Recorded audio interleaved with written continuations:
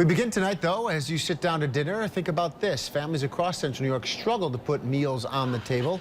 Tonight, Megan has a look at the face of hunger in Central New York. Well, Matt, tonight we begin a three-part series as we dive into the issue of hunger in our community. Thanks to the work of an incredible organization and donations from people like you, they are starting to chip away at this problem. Inside the food bank of Central New York, rows and rows of food are piled high.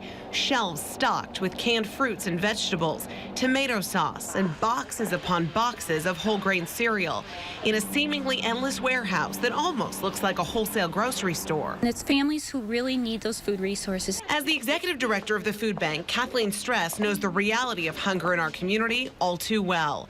And while the need remains unchanged, we are seeing a shift in who needs help. The face of hunger has changed. What we once considered years ago was the homeless man who was using a soup kitchen is now really impacting families. And it's families who are employed but just can't make ends meet.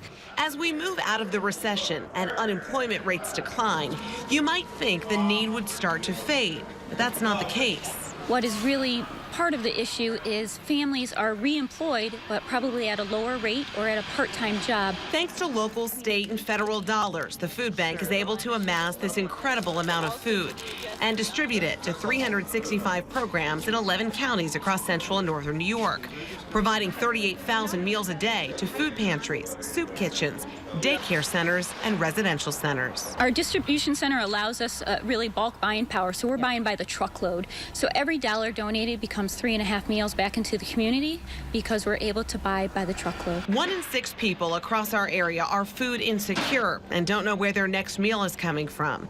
Many are children and people on a fixed income. So it's families, it's children. We still serve about 30% of recipients of our food pantry are children under the age of 18, and about 10% are senior citizens.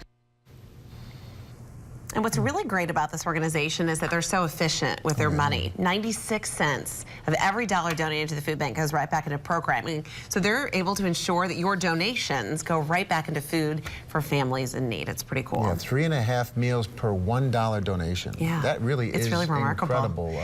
And so have you ever wondered, what happens to leftover food that doesn't sell at the grocery store? Yeah. Well, tomorrow night, we're going to take you inside the fresh food distribution. You will be amazed to see how it's helping people in need. We're certainly looking forward to that. And after our tremendous success last year, we are teaming up with Terakai and CX Tech for another telethon to benefit the Food Bank of Central New York. The Let's Beat Hunger telethon will be held this Thursday from 5 a.m. to 7 p.m. right here on NBC3.